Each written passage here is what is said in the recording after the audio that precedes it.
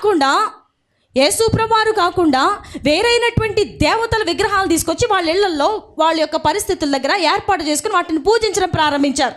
వాటి తట్టు కూడా చూడొద్దు అంటున్నారు దేవుడు. ఇటు చూడాలి, వాటి తట్టు కూడా చూడవద్దు అని చెప్తున్నారు దేవుడు. విగ్రహాలు నిలబెట్టుకున్నటువంటి వారి ఇళ్ళ దగ్గర మనం వెళతాం. వెళ్ళినప్పుడు వాటి తట్టు కూడా ఏం చేయకూడదు, మనం చూడకూడదు. కొంతమందికి అస్సలు భయం ఉండదండి. మెడల్లో, పిల్లల మెడల్లో జ్వరం వస్తే చాలు వెళ్ళి తాయిత్తులు కట్టించుకొస్తారు. లేకపోతే ఇంకేదో జ్వరం వస్తే తాళ్ళు కట్టించుకొస్తారు, జుట్టున్న తాళ్ళు కట్టిస్తారు, ఇంకేదో మొల చుట్టూ తాళ్ళు కట్టిస్తారు, ఇంకేదో తాళ్ళు కట్టిస్తారు, భూత వైద్యుల దగ్గరికి వెళ్తారు. నిజంగా అవన్నీ దయ్యములే. ఒకసారి చెప్పండి అందరూ, అవన్నీ దయ్యాలే. అవి నీ జ్వరం పోగొడతాయని నువ్వు అనుకుంటున్నావు. ఎహెజ్కేలు గ్రంథము 20వ అధ్యాయము 6వ వచనం నుంచి చూడండి. వారిని ఐగుప్తు దేశములో నుండి రప్పించి వారి కొరకు నేను విచారించినదియు పాలు తేనెలు ప్రవహించినదియు సకల దేశములకు ఆభరణమై నదియునైనా దేశంలోనికి తోడుకొని పోయిదనని చెప్పిన కాలంననే నేను ప్రమాణము చేసి తిని. అప్పుడు నేను మీ దేవుడైన యెహోవాను, మీలో ప్రతివాడు తనకిష్టమైన హేయ కృత్యములను విడిచిపెట్టవలెను, ఐగుప్తీల విగ్రహములను పూజించుట చేత మిమ్మును మీరు అపవిత్రపరచుకొనకుండవలెను అని నేను ఆజ్ఞాపించితిని. దేవుడు ఏం ఆజ్ఞాపిస్తున్నారు? అయితే వారు నా మాట విననొల్లక నా మీద తిరుగుబాటు చేసి తమకిష్టమైన హేయకృత్యములు చేయటం మానలేదు, ఐగుప్తీల విగ్రహములను పూజించటం మానలేదు. గనుక వారు ఐగుప్తీల దేశములో ఉండగానే నేను నా రౌద్రము వారి మీద కుమ్మరించి నా కోపము వారి మీద తీర్చుకొందునని అనుకుంటుని. 9వ వచనం. అయితే ఏ అన్యజనుల ఎదుట నన్ను నేను బయలుపరుచుకుంటునో, ఏ అన్యజనుల మధ్య వారుండిరో ఆ అన్యజనులలో వారున్న అన్యజనుల ఎదుట వారికి నన్ను బయలుపరుచుకొంటిని. నా నామమునకు దూషణ కలుగకుండుటకై అలాగూ చేయుట మాని ఆ జనులు చూచుచుండగా నా నామ ఘనత కొరకు నేను వారిని ఐగుప్తులో నుండి రప్పించి తిని. చూసారా, దేవుడు ఎంత హిస్టరీ అంతా ఆయన గుర్తు చేసుకొస్తున్నారనమాట ఇశ్రాయేలీలకి. ఆ అన్యజనుల దేశంలో ఉన్నప్పుడు వారి ఎదుట దేవుని యొక్క నామము ఘనపరచబడుట కొరకు వారందరి ముందు నుండి అద్భుతాలు చేసి దేవుడు ఇశ్రాయేలుని బయటకు ఏం చేశారు? తీసుకొచ్చి దేవుడు ఎంత గొప్ప దేవుడో, ఆయన నామం ఎంత గొప్పదో, ఆయన ఎంత శక్తివంతుడో, ఎంత బలవంతుడో అన్ని జనులు చూసి వాళ్ళు సైతం భయపడిపోయి మీరు వెళ్ళిపోండి అని చెప్పి తోసేసినటువంటి ఇశ్రాయేలీలు కనాను దేశంలోకి వచ్చిన తర్వాత వాళ్ళు చేసే పనులేంటో తెలుసా అండి? ఏమేమైతే వదిలిపెట్టొచ్చారో, ఐగుప్తు దేశంలో ఏ దేవతలైతే వదిలిపెట్టారో, ఏ విగ్రహారాధన అయితే చేశారో, మళ్ళీ వాటిని తీసుకొచ్చి వీళ్ళు కనాను దేశంలో ఏం చేస్తున్నారు?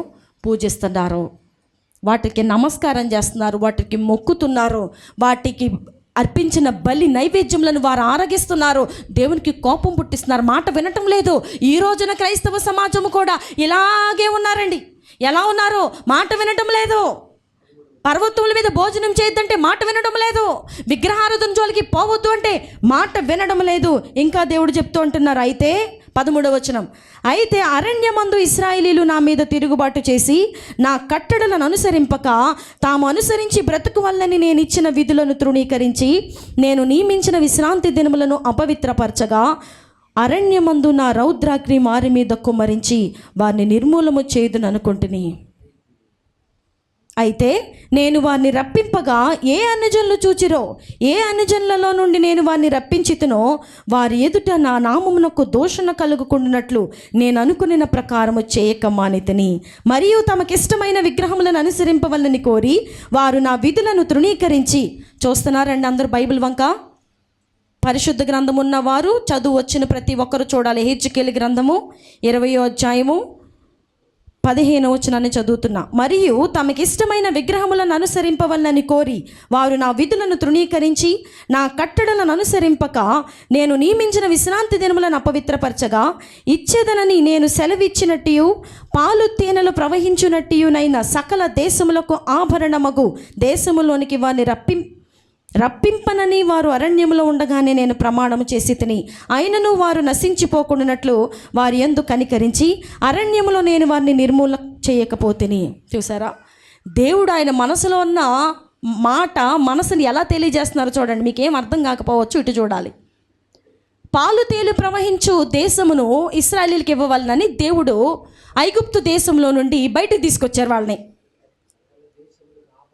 సకల దేశములకు ఆభరణమైనటువంటి, అంటే అది అంత గ్రేటెస్ట్ కంట్రీ అని చెప్పాలి. ఆభరణం అంటే ఎక్కడ ధరించుకుంటారు? ఎక్కడ ధరించుకుంటారంటే అన్నిటికీ అదే మూల కారణం. అలాంటి కానాను దేశంలోనికి వారిని తీసుకురావాలని దేవుని యొక్క ప్లాన్, దేవుని యొక్క ఆలోచన. ఇశ్రాయేలీలందరినీ 25 లక్షల మంది జనాన్ని. అయితే వీళ్ళు విగ్రహారాధన చేయడం మొదలుపెట్టారు. సగం దూరం వచ్చిన తర్వాత వీళ్ళు చేస్తున్న పనులు చూసి దేవుడు వీళ్ళని నాశనం చేయాలనుకున్నారు. కానీ ఏ దేశంలో నుండి బయటకు వచ్చారో ఆ దేశస్థులు ఎదుట ఒకవేళ నా నామము తృణీకరించబడుతుందేమో, నా నామము అవమానపరచబడుతుందేమో, ఏంటి మీ దేవుడు చివరిదాకా తీసుకెళ్ళలేకపోయారా, కానాను దేశంలో ప్రవేశపెట్టలేకపోయారా, మీ దేవుడు చేతగాని దేవుడా అని రకరకాల మాటలు వస్తాయి, నా నామము కించపరచబడుతుందేమో అని దేవుడు అనుకుని ఆయన చేయాలనుకున్నటువంటి నాశనాన్ని చేయకుండా ఊరుకున్నారు. ఎంత బాగా మాట్లాడుతున్నారండి దేవుడు అసలు. 20వ వచనాన్ని చూడండి. నేను మీ దేవుడనైన యెహోవానని మీరు తెలుసుకున్నట్లు ఆ విశ్రాంతి దినములు నాకును మీకును మధ్య సూచనగా ఉండును. విశ్రాంతి దినము మనకి దేవునికి మధ్యలో ఎలా ఉంటాయి? సూచన. అంటే మనము దేవుని పిల్లలము, దేవుడు మన దేవుడని ఒక సూచన. ఈ విశ్రాంతి దినం అంటే చాలామందికి చిన్నచూపు. ఆదివారం ఆరాధన అంటే చిన్నచూపు. బంధువులే ముఖ్యమో, స్నేహితులే ముఖ్యమో, లేకపోతే ఎలోక సంబంధమైన ఫంక్షన్లే ముఖ్యమో, మెచ్యూరిటీ ఫంక్షన్లే ముఖ్యమో.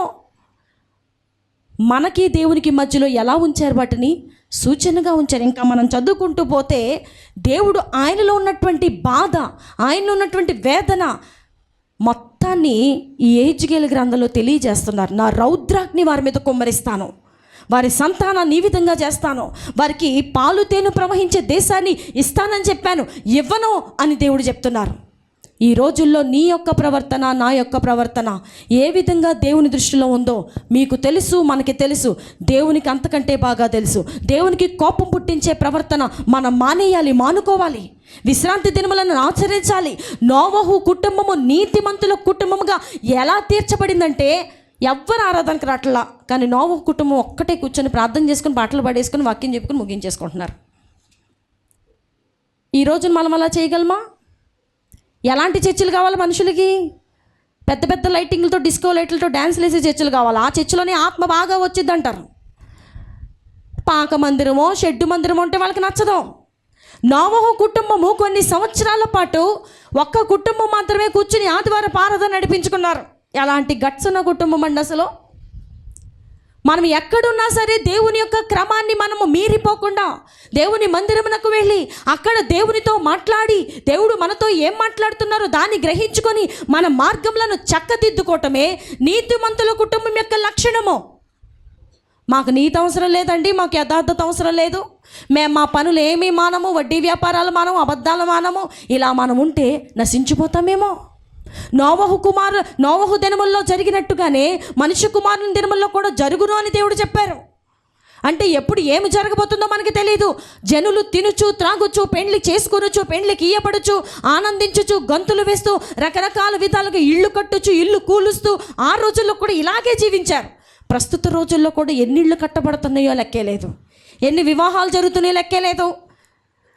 ఆ రోజుల్లో ఎలా జరుగుతున్నదో ఈ రోజుల్లో కూడా అంతే విచ్చలవిడిగా పాపము ప్రబలమైపోయింది. నీవు నేను రక్షణ అనే ఓడను సిద్ధపరచుకోవాల్సిన సమయము. ఏం సిద్ధం చేసుకోవాలి? రక్షణ అనే ఓడ. నీ కుటుంబానికి రక్షణ అనే ఓడ కావాలి. నా కుటుంబం రక్షించబడగలదా? లోకమంతటికి రాబోయే శ్రమ కాలంలో నేను రక్షించబడగలుగుతానా, నేను కాపాడగలుగుతానా అని ప్రతి ఒక్కరు ఆలోచించుకోవాలండి. ఎవరి కుటుంబానికి వారు. నా బిడ్డలు రక్షించబడగలరా? నా మాట, నా ప్రవర్తన దేవుడు నన్ను రక్షించేదిలా ఉందా? శ్రమల కాలంలో నేను సైడ్ అయిపోయేలాగా ఉందా? ఆ రోజుల్లో ఓడ సిద్ధం చేసుకోమని, ఆ ఓడలోనికి మీరు వెళ్ళిపోండి, నేను తలుపు మూసేస్తాను, జలప్రళయం రప్పిస్తాను 40 రోజులు అని చెప్పి దేవుడు చెప్పారు. 40 రోజులు ఏకదాటిగా వర్షం కురిసింది. పర్వతాలు, పెద్ద పెద్ద చెట్లు అన్నీ మునిగిపోయినాయి. ఓడ నేల మీద తేలుతూ అరారాత కొండల మీద నిలిచింది. వీరు క్షేమంగా బయటకు వచ్చారు. ఈ రోజుల్లో మనమేమి జలప్రళయం వచ్చేసి, లేకపోతే ఇప్పుడు మీరెవరో ఓడ తయారు చేసుకోవడం దేవుడు చెప్పరు. కానీ ఈ లోకం అనే సముద్రంలో మునిగిపోతున్న వారు చాలామంది ఉన్నారు. ఆడపిల్లలైతే అబ్బాయిలతో ఫోన్లు మాట్లాడుతూ మునిగిపోతున్నారు, అబ్బాయిలైతే అమ్మాయిలతో ఫోన్ మాట్లాడుతూ మునిగిపోతున్నారు. మందిరంలోకి వచ్చేవారే, మారు మనసు పొందిన వారే, దేవుడి సన్నిధిలో పరిచర్య చేస్తున్న వారే, అంతా బాగానే ఉంది, కానీ సముద్రంలో మునిగిపోతున్నారు. వారితో పాటు నువ్వు కూడా మునిగిపోకుండా నీకు రక్షణ అనే కవచాన్ని, దేవుని భయాన్ని నువ్వు చుట్టూ ఏం చేసుకో, పెట్టుకో. దేవుని భయాన్ని కోల్పోవద్దు. ఫోన్ ఉంది మన చేతుల్లో, జనరల్గా జరిగేదే చెప్తున్నాను. ఈ ఫోన్ని సరిగ్గా వాడుతున్న వాళ్ళం ఎంతమంది? మనము. దీన్ని పాపపు సంబంధమైన విధంగా వాడకుండా నీతిమంతుల జాబితాలో ఉండేవారి లక్షణం ఎలా ఉంటుంది? దీంట్లో రకరకాలైనటువంటి మురికి ఉంది, రకరకాలైనటువంటివన్నీ ఇందులో ఉంటాయి. సైతాన్ అన్నీ ఇమిడ్చాడు. కానీ దీన్ని ఎంతమంది మీ నీతి ప్రవర్తన కలిగి వాడుతున్నారు, ఎంతమంది పరిశుద్ధులుగా వాడుతున్నారు, ఎంతమంది దేవుని వాక్య ప్రకారం వాడుతున్నారు, ఎంతమంది ఏవేవి చూడకూడదో వాటిని జయిస్తున్నారు మనం చెప్పగలమా? ఆ రోజుల్లో ఫోన్లు లేవు, కానీ ఈ రోజుల్లో వచ్చినాయి కదా. మనం ఈ రోజుల్లో దీన్ని ఎంతవరకు జాగ్రత్తగా వాడగలుగుతున్నాం? మనుషుల్ని పడగొట్టేది ఇదే అండి. మీకు చాలా ఫన్నీగా అనిపించవచ్చు, లేకపోతే వినేవారికి వాక్యం చెప్పకుండా ఫోన్ చూపిస్తుందేంటి అని అనుకోవచ్చు. కానీ మనుషులని, పర్వతాల్లాంటి పరిశుద్ధుల్ని పడగొట్టేది ఈ చేతిలో ఉన్న ఈ చిన్న ఫోనే. ఆ విషయం ప్రపంచ జనాభా అందరికీ తెలుసు. పర్వతాల్లాంటి పరిశుద్ధులు అంటే ఎంతో పరిశుద్ధంగా జీవించేవాడిని సైతము ఒక్క దెబ్బకి నేలను పడగొట్టేది కూడా ఈ ఫోనేనండి. ఏది చూడకూడదో దాన్ని చూడటం, ఇంకప్పటి నుంచి మన ఆలోచనలు, క్రియలన్నీ మారిపోతాయి. దేవుని యందు ఉన్న భయభక్తులు పోతాయి, మనలో ఉన్నటువంటి పరిశుద్ధత వెళ్ళిపోతుంది. పరిశుద్ధాత్మ దేవునికి ఇవ్వాల్సిన చోటు ఇవ్వలేకపోతాం. అప్పటి నుంచి ప్రార్థన రాదు, అప్పటి నుంచి మారు మనసు మరలా పొందాలంటే పొందలేము. కన్నీటి ప్రార్థన ఎండిపోద్ది, ఇక సన్నిధికి రావాలంటే ఆసక్తి ఉండదు. దేవుని పట్ల అంతకుముందు ఎంత ఆసక్తి ఉందో అంత ఆసక్తి ఇప్పుడు ఉండదు. ఎందుకంటే రాకూడనది, చూడకూడనది, చేయకూడదు ఒకటి నీ చేతిలోకి వచ్చింది. ఆది కాండము 7వ అధ్యాయము 17వ వచనాన్ని చూడండి. ఆ జల ప్రవాహము 40 దినములు భూమి మీద నుండగా జలములు విస్తరించి ఓడను తేలజేసినందున అది భూమి మీద నుండి పైకి లేచెను. జలములు భూమి మీద ప్రచండముగా ప్రబలి మిక్కిలి విస్తరించినప్పుడు ఓడ నీళ్ల మీద నడిచెను. నోవహు కుటుంబం ఉన్న ఓడ జల ప్రళయములో మునిగిపోలా. ఏమైంది? పైకి తేలింది. ఆ ప్రచండ జలములు భూమి మీద అత్యధికముగా ప్రబలినందున ఆకాశం అంతటి క్రిందనున్న గొప్ప పర్వతములన్నీ మునిగిపోయాను. 15 మూరల ఎత్తున నీళ్లు ప్రచండముగా ప్రబలెను గనుక పర్వతములను మునిగిపోయాను. ఎంత ఆశ్చర్యమండి! అసలు ఎన్ని నీళ్ళు వచ్చేసినాయి చూసారా భూమి మీదకి? పర్వతాలే మునిగిపోయినాయి. అంటే ఇప్పుడు మనకు తెలిసినటువంటి హిమాలయ పర్వతాలు, ఇంకేయో పర్వతాలు అన్నీ మునిగిపోయినాయి. అంటే ఎంత? 15 మూరల ఎత్తు ఏమొచ్చినాయట? 15 మూరల ఎత్తున నీళ్లు ప్రచండముగా ప్రబలేను. పర్వతం మీద 15 మూరలు. అయ్యో బాబోయ్, అసలు ఊహించలేమన్నమాట. అంత జల ప్రవాహములు దేవుడు ఆకాశపు తూములనే ఏం చేశారు? విప్పి ప్రచండముగా వర్షాన్ని కురిపించినప్పుడు సర్వ శరీరులు నశించిపోయారండి. కానీ నోవహు యొక్క ఓడ మాత్రం నేల మీద తేలింది. ఎక్కడ తేలింది? ఆ కుటుంబము ఎంత జల ప్రవాహంలో సైతము ఎన్ని ఎత్తు మూరల నీళ్ళు వచ్చినా సరే నోవహు అతని కుటుంబము సజీవులుగానే ఓడలో ఉన్నారు.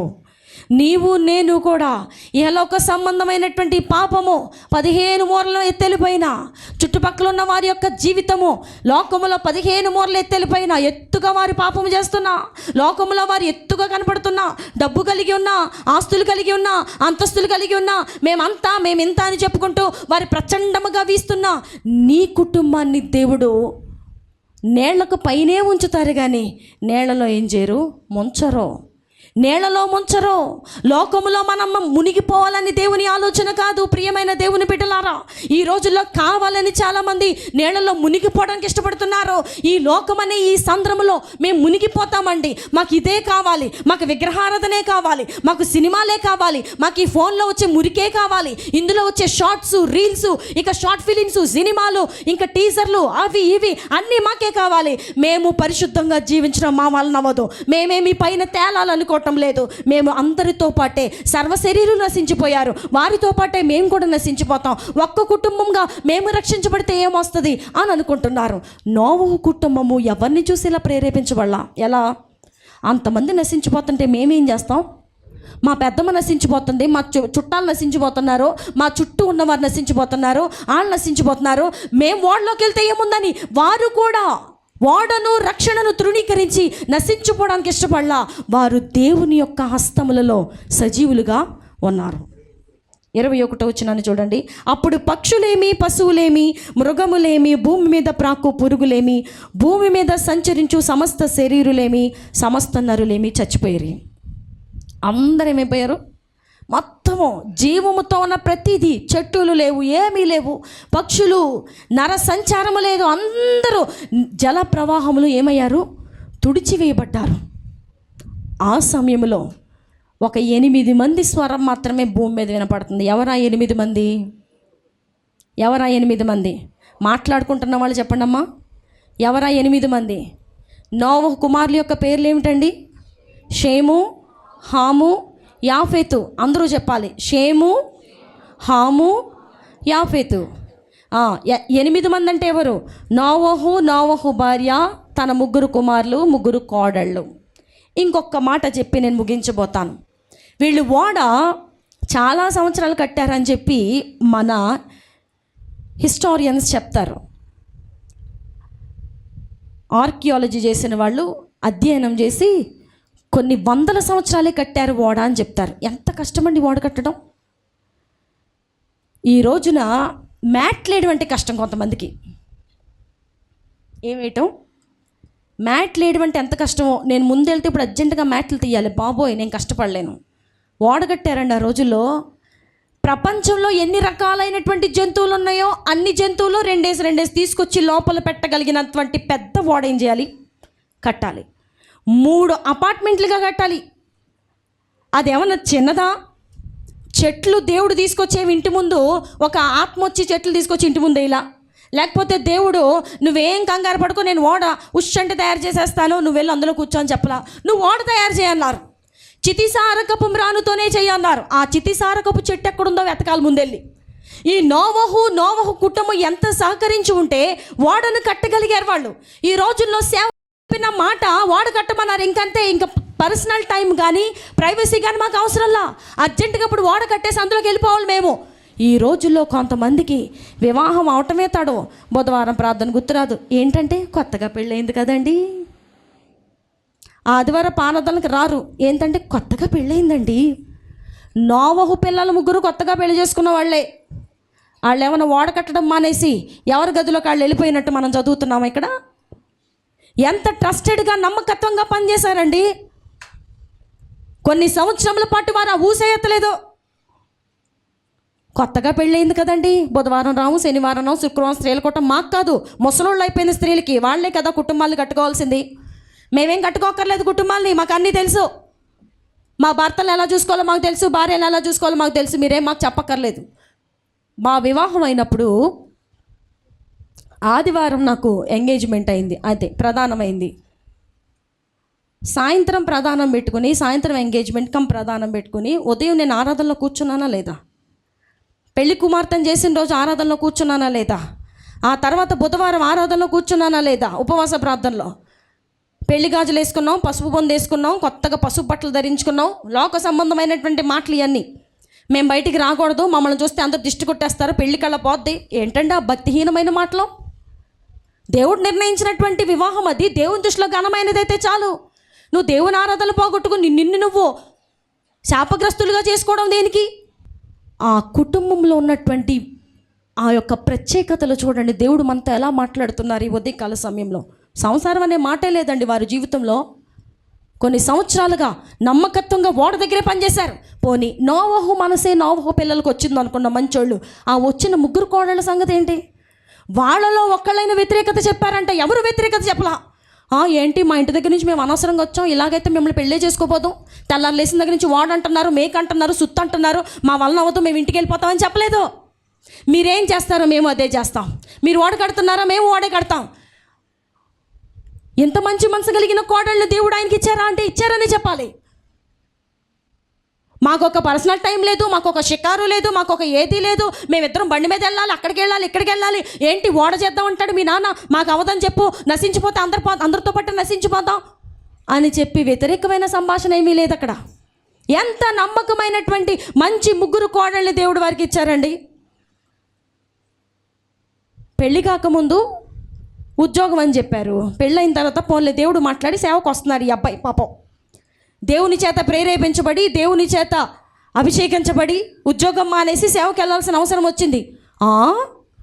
నేనేదో నువ్వు ఉద్యోగం చేస్తావని, నన్ను అందలం ఎక్కిస్తావని, నాకు సంవత్సరానికి ఒక నగ, సంవత్సరానికి కొన్ని పట్టు చీరలు కొంటావని, నాకేదో ఇంకేదో చేస్తావని నీ దగ్గరికి వచ్చాను. నువ్వు సేవ చేస్తే నేను ఉండను బాబోయ్ అని వెళ్ళిపోయిన భార్యలు ఎంతమంది ఉన్నారో తెలుసా అండి?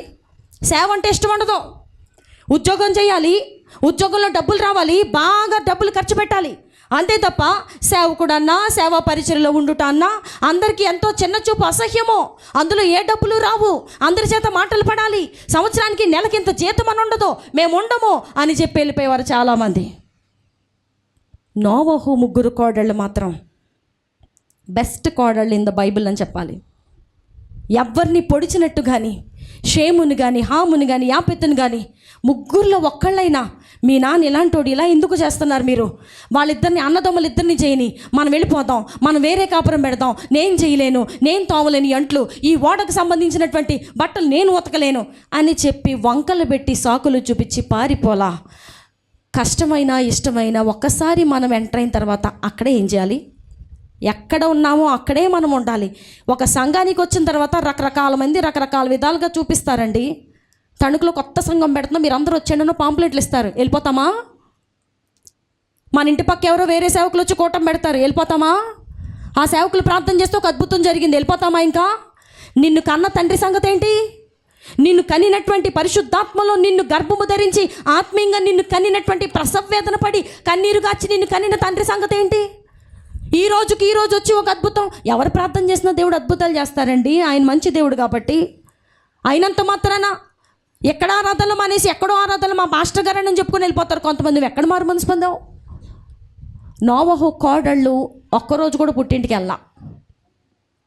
ఎందుకో తెలుసా? వారిలో ఉన్నటువంటి మంచి మనసు అది, నీతిమంతుల కుటుంబం అది. కష్టమైన ఇష్టమైన నష్టమైన అక్కడే ఉన్నారు తప్ప వారు ఇంటికి వెళ్ళిపోయి మేము సుఖపడతామని అనలేదు. కొన్నిసార్లు మన జీవితాల్లో కష్టాలు వస్తాయి, ఇబ్బందులు వస్తాయి. దేవుని సన్నిధిని వదలకుండా మనం దేవుని వెంబడించినప్పుడు ఒక రోజున ఓడను చూస్తున్నారండి నోవహు కోడళ్ళు.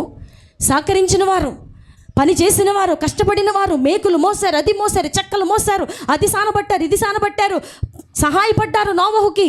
ఒక రోజున వారి పని విఫలమైపోలేదు, కానీ ఒక రోజున కట్టిన ఓడ వారి కళ్ళతో వారు చూస్తున్నారు. ఆ రోజున వారి కళ్ళల్లో ఆనంద బాష్పాలు తిరిగి ఉంటాయి. ఎంత కష్టపడ్డాం కదండి మావయ్య గారు మనం, ఏమండి ఎంత కష్టపడ్డాం కదండి మనం ఈ ఓడ కట్టడానికి. ఈ రోజున మనం అందరూ రక్షించబడ్డానికి ఈ ఓడ కారణమైంది. మనం కష్టపడితేనే ఏదైనా చేయగలమండి. ఇక ముందు దేవుడు ఏం చెప్పినా చేద్దామండి. ఎంత మంచి మనసు. ఈరోజు పరిచర్యకి వెళ్దామంటే కొంతమందికి మనసు ఇప్పదు. ఇంట్లో ఉన్న వాళ్ళు వెనకబడతారు. ఏంటి ఇప్పుడు పరిచర్య?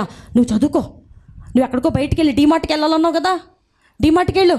ఇంకెక్కడికో రిలయన్స్కి వెళ్ళాలన్నావు కదా, ఫ్రెండ్ పిలిచాడు అన్నావు కదా, అక్కడికి వెళ్ళు. నువ్వు పరిచర్యకి వెళ్ళకో.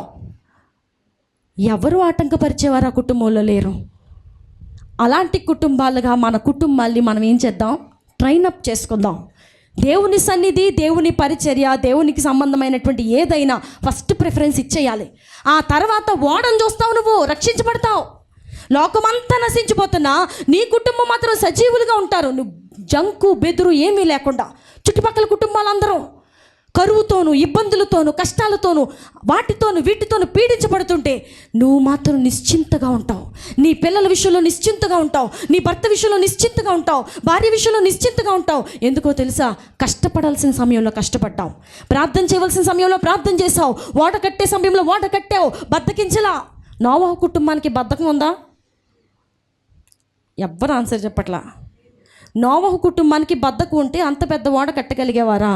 ఈ రోజున మనుషులకి ఎంత బద్ధకమో. ఇక్కడి నుంచి బైబిల్ తీసుకెళ్ళడానికి బద్ధకం కొంతమంది పిల్లలకి. ఆ బైబిల్లో రేయింబగళ్ళు ఇక్కడే ఉంటాయి. ఆ బైబిల్ ఎవరి కోసం అంటే చర్చిలో వచ్చే పిల్లుల కోసం అనుకుంటా. బైబిల్ మోసుకెళ్ళరు. ఏంటంటే నామోషి అనుకుంటారో, బద్ధకం అనుకుంటారో, ఏం పట్టుకెళ్తామరా బాబు అనుకుంటారో తెలియదు, కానీ మొత్తానికి ఆ సంచుల్లో ఇక్కడ బైబిల్స్ ఉంటాయి. భక్తి చేసే విషయంలో మనం బద్ధకించకూడదు. ఏం చేయకూడదు? నోవహు కుటుంబం వలె నీతిమంతులుగా ప్రతి దేవుని సంబంధమైన ప్రతి విషయంలోనూ ఒక అడుగు ముందుకే వేస్తామండి. మీ చేయి చూపించండి, అమ్మ అమూల్యమైన మీ హస్తాన్ని చూపించండి. దేవునికి సంబంధమైన ఏ పనైనా నేను నా కుటుంబము ఒక అడుగు ముందే ఉంటామండి. మీ చేతుల్లో నేను కాదు, దేవుడు చూస్తున్నారు. ఇక్కడ మన మధ్యలో ఎవరున్నారు? పరిశుద్ధాత్మ దేవుడు ఉన్నారు. ఆయన మనల్ని ఏం చేస్తున్నారు? చూస్తున్నారు. గనుక చెయ్యి బాగా ఎత్తుదాం. నేను నా కుటుంబము నోవహు కుటుంబం వలె సంఘములకు సంబంధించిన ఏ పనైనా, పరిచర్య అయినా, దేవుని సేవకులు వెంబడి వెళ్ళుటైనా, మీటింగ్స్ అయినా, ఉపవాస కూటాలైనా ఒక అడుగు ముందే ఉంటాం. మా కుటుంబం మేము ముందే ఉంటాం. మీ కుటుంబం ఉంటారా? చాలా మంచిది. మనం ఎత్తిన చేతులను ఎవరు చూస్తున్నారు? దేవుడు చూస్తున్నారు. అట్టి విధముగా దేవుడు మన కుటుంబాల్ని నడిపించుకొనును గాక. ఆమేన్.